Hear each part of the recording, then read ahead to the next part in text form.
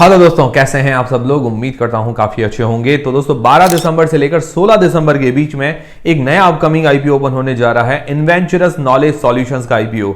तो इस वीडियो के अंदर हम रिव्यू करेंगे इस आईपीओ का और जानेंगे कि इस आईपीओ में अप्लाई करना चाहिए नहीं करना चाहिए। और देखिए दोस्तों, अभी रिसेंटली इस टाइम में गए तो 5 आईपीओ एक साथ ओपन होंगे, तो उनकी भी रैंकिंग का वीडियो भी आएगा, मतलब कंफ्यूजन वगैरह सारी चीजें दूर करेंगे।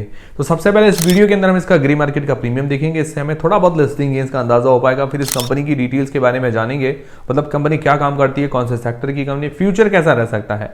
फिर इसके फाइनेंशियल्स और फंडामेंटल्स के बारे में जानेंगे, मतलब कंपनी प्रॉफिट मेकिंग है या लॉस मेकिंग है, और अपने जो भी कंपिटिटर्स वगैरह है उनसे महंगी है या सस्ती है। उसके अलावा फिर इस आईपीओ की डिटेल्स के बारे में जानेंगे। अंत में हम जानेंगे कि क्या इस आईपीओ में अप्लाई करना चाहिए नहीं करना चाहिए, करे तो लिस्टिंग गेन्स के हिसाब से या लॉन्ग टर्म के हिसाब से। सारी चीजें हम क्लियर करेंगे इस वीडियो के अंदर। और देखिए दोस्तों, सारी चीजें मैं आपको बताऊंगा, डिसीजन आपको अपनी रिस्क अपना एनालिसिस लगा के लेना है। तो वीडियो शुरू करने से पहले दोस्तों, टेलीग्राम, इंस्टाग्राम और फ्री में डीमेट अकाउंट सबकी लिंक डिस्क्रिप्शन के अंदर है। एंजल वन के साथ आप फ्री में डीमेट अकाउंट खुलवा सकते हैं। तो सबसे पहले एक अंदाजन जीएमबी की बात करें, एक अंदाजा ही बता रहा हूं, तो नियरली 20% के आसपास बता रही है। मतलब मार्केट के अंदर जो डिमांड है 20 to 25% के बीच में, अभी लगभग 300 रुपए पर शेयर के हिसाब से अंदाजन बता रही है। ये एक अंदाजा ही है, इसको अंदाजा मानकर चलिएगा। तो जीएमपी वगैरह तो अभी अच्छी है, बाकी अभी एंकर लिस्ट वगैरह भी आना बाकी है, कल तक आ जाएगी इसकी एंकर लिस्ट, वो भी हम डिस्कस कर लेंगे। उसके बाद सब्सक्रिप्शन वगैरह, मार्केट में इसको डिमांड वगैरह कैसी मिलती है वो भी हम डिस्कस करेंगे, ठीक है। फिर इस कंपनी की डिटेल्स के बारे में जानते हैं, मतलब ये कंपनी काम क्या करती है। तो कंपनी जो है सन 2006 के अंदर इनकॉर्पोरेट हुई थी, करीब 18 साल हो गए हैं इस कंपनी को अपने ही सेक्टर के अंदर। ये कंपनी क्या है कि सर्विसेज देती है हेल्थ केयर इंडस्ट्री को, मतलब हेल्थ केयर इंडस्ट्री या हेल्थ केयर ऑर्गेनाइजेशंस, डॉक्टर्स वगैरह, उनको ये सर्विसेज देती है। अब ये कौन सी सर्विस देती है, ये क्या होता है, जो एडमिनिस्ट्रेटिव वर्क होता है, मतलब जो ऑफिस वर्क होता है, पेपर वर्क होता है, वो ये कंपनी करके देती है। जैसे डॉक्टर्स होते हैं या हेल्थ केयर प्रोवाइडर्स होते हैं उनके लिए। उसके अलावा क्लिनिकल सपोर्ट वगैरह जो होता है, मतलब जो असिस्टेंस वगैरह देना होता है, भाई किसी को भी असिस्टेंट, क्लाइंट को असिस्टेंट देना होता है, या डॉक्टर्स वगैरह है, जो भी मतलब स्टाफ वगैरह, उनको असिस्टेंस वगैरह भी देती है। उसके अलावा मेडिकल डॉक्यूमेंटेशन वगैरह भी करके देती है। फिर उसके अलावा वर्चुअल मेडिकल स्क्राइब, जैसे वीडियो कॉल पर जो डॉक्टर वगैरह सर्विस देते हैं, मतलब जो एक फिजिकली चेक करते हैं, वीडियो कॉल पर चेक करते हैं, तो वो भी ये सर्विसेज देती है। तो ये जो पेशेंट वगैरह हॉस्पिटल जाते हैं उनके लिए प्रोसेस जो है थोड़ा इजी कर देती है, थोड़ा फास्ट कर देती है। मतलब डॉक्टर्स, हेल्थ केयर ऑर्गेनाइजेशन या पेशेंट्स के लिए जो पेपर वर्क है वो ये निपटा देती है। और उसके अलावा आउट पेशेंट सर्विस, मतलब हॉस्पिटल के बाहर जो भी पेशेंट होता है उनको सर्विसेज वगैरह देना हो। फिर उसके अलावा इन पेशेंट सर्विस, मतलब हॉस्पिटल के अंदर वगैरह सर्विसेज देना हो, तो वो सारी चीजें करती है। और ये 778 हेल्थ केयर ऑर्गेनाइजेशंस को सर्विस दे चुकी है, मतलब इनको सर्व करती है, जिनमें डॉक्टर्स, हॉस्पिटल्स या हेल्थ केयर ऑर्गेनाइजेशन शामिल है।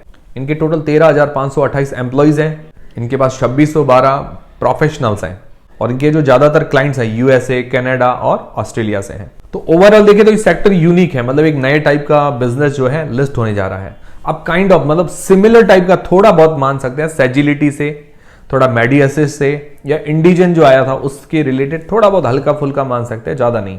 अब क्या है कि सबका काम थोड़ा थोड़ा अलग अलग है। जैसे सेजिलिटी आया था तो वो हॉस्पिटल्स और जो इंश्योरेंस कंपनी उनके बीच में सर्विसेज देती थी। और ये कंपनी क्या करती है कि जो पेपर वर्क होता है, एडमिनिस्ट्रेटिव वर्क होता है हेल्थ केयर ऑर्गेनाइजेशन के लिए, वो ये करके देती है। तो सबका थोड़ा थोड़ा सेक्टर जो है अलग है, तो सेक्टर यूनिक है।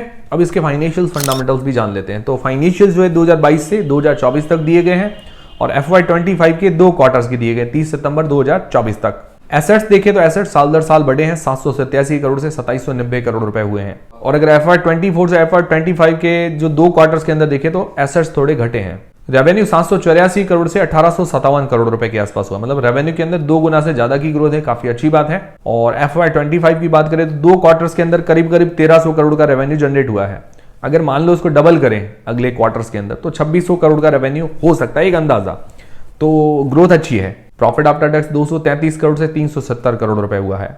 तो प्रॉफिट मार्जिन अभी निकालते हैं तो 20% के आसपास है, बहुत ही शानदार है। बट अगर देखिए पिछले ईयर की तुलना से कंपेयर करें तो पिछले ईयर जो प्रॉफिट मार्जिन था वो 30% था, और अभी प्रॉफिट मार्जिन है वो 20% है। प्रॉफिट मार्जिन तो घटा है बट इसका प्रॉफिट बढ़ा है, रेवेन्यू बढ़ा है, ये अच्छी बात है। बाकी इसकी नेट वर्थ बढ़ी है। इसके बाद में रिजर्व्स 1360 करोड़ रुपए के हैं, उधारी है 828 करोड़ रुपए की। तो इसके रिजर्व्स देखे, एनुअल प्रॉफिट देखे तो मतलब ज्यादा चिंताजनक बात तो नहीं है, बट डेट जो है पे करना चाहिए। आने वाले टाइम में डेट फ्री कंपनी होनी चाहिए, तो इसके लिए और अच्छी बात होगी।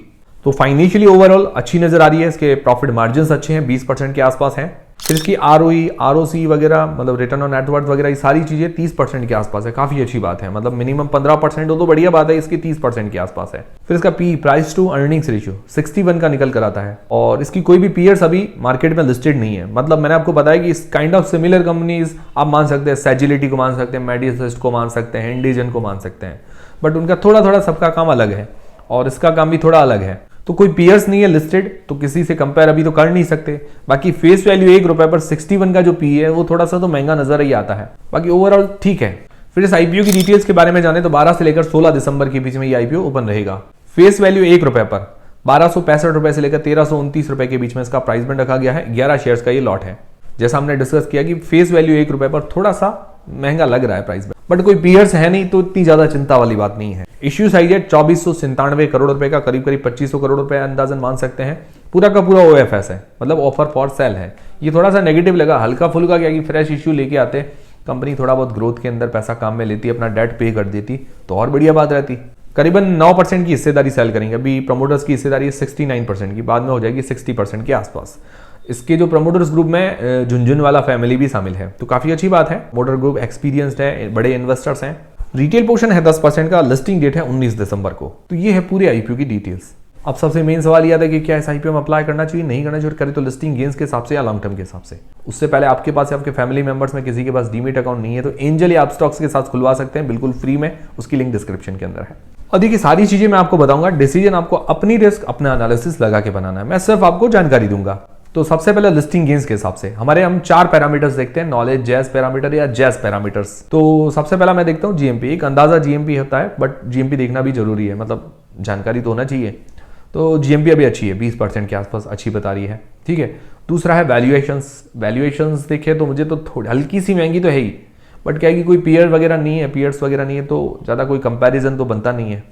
तो ठीक है, ये चलो इस पॉइंट को तो हम मतलब नेग्लिजिबल मान के चले या मतलब फ्लैट मान के चलते हैं। फिर तीसरा है एंकर लिस्ट। एंकर लिस्ट इसकी अच्छी आ सकती है क्योंकि बड़ा इश्यू साइज है, प्रमोटर ग्रुप अच्छा है, तो हो सकता है एंकर लिस्ट अच्छी आनी चाहिए। चौथा है सब्सक्रिप्शन। सब्सक्रिप्शन वगैरह तो अभी खुलेगा तब पता चलेगा, बाकी उम्मीद है कि सब्सक्रिप्शन वगैरह भी अच्छा मिलेगा क्योंकि जीएमपी तो अच्छी चल रही है।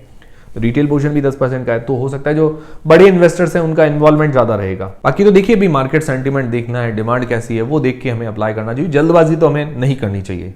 फिर लॉन्ग टर्म के हिसाब से इसके पॉजिटिव्स और नेगेटिव्स दोनों ही देख लेते हैं। पॉजिटिव्स में ये है कि सबसे बढ़िया चीज कि इसका सेक्टर यूनिक है, अपने आप में नई कंपनी लिस्ट होने जा रही है, और इसके क्लाइंट्स जो है विदेशों से हैं, मतलब यूएसए हैं, ऑस्ट्रेलिया, कनाडा से क्लाइंट्स हैं। फाइनेंशियली अच्छी कंपनी नजर आ रही है, रेवेन्यू प्रॉफिट के अंदर बहुत अच्छी ग्रोथ है, इसके प्रॉफिट मार्जिन बहुत अच्छे हैं, प्रमोटर ग्रुप काफी बढ़िया है, आरओई, आरओसी वगैरह बहुत बढ़िया है, तो इसके पॉजिटिव पॉइंट्स काफी अच्छे हैं। फिर नेगेटिव क्या है, नेगेटिव में मतलब विशेष तो ऐसा कुछ नहीं, बट फिर भी आपको बता देता हूँ, जैसे पूरा ओएफएस है, थोड़ा बहुत फ्रेश इशू लेके आते, अपना डेट पे कर लेते तो अच्छी बात रहती। हल्का फुल्का इसके ऊपर डेट भी है, वैसे डेट ज्यादा चिंताजनक बात तो नहीं है, बट डेट फ्री कंपनी हो तो मजा आता है, मतलब इन्वेस्टर्स को और ज्यादा कॉन्फिडेंस आता है। फिर इसके अलावा वैल्यूएशन, फेस वैल्यू 1 रुपए पर हल्की सी महंगी है, बट कोई पीयर्स तो है नहीं, तो ज्यादा कंपैरिजन तो होगा नहीं। जो कंक्लूजन बन रहा है, मुझे जो लग रहा है कि भाई ये लिस्टिंग है, इसके हिसाब से तो ठीक नजर आ रहा है। बाकी आगे देखते हैं, और अभी मार्केट में डिमांड वगैरह कैसी आती है, एंकर लिस्ट आने दीजिए, तो जल्दबाजी तो हमें नहीं करनी चाहिए। बाकी आपकी क्या राय है, आपको कैसा लग रहा है, लॉन्ग टर्म के हिसाब से अच्छा लग रहा है, लिस्टिंग गेन्स के हिसाब से, कमेंट करके बता दीजिएगा। और ये वीडियो देखने के बाद आपके सारे डाउट्स क्लियर हुए हैं, कंफ्यूजन क्लियर हुआ है, कुछ समझ में आया तो वीडियो को लाइक जरूर करें और कमेंट करके जरूर बताएं, ताकि हमें भी मोटिवेशन मिलता रहे। तो उम्मीद करता हूँ हमारा वीडियो, हमारी जानकारी आपको काफी पसंद आएगी, हेल्पफुल रही तो वीडियो को लाइक जरूर करें, चैनल को सब्सक्राइब कर लें। मिलते हैं दोस्तों अगले वीडियो के अंदर। टेलीग्राम, इंस्टाग्राम, फ्री में डीमेट अकाउंट सबकी लिंक डिस्क्रिप्शन के अंदर है।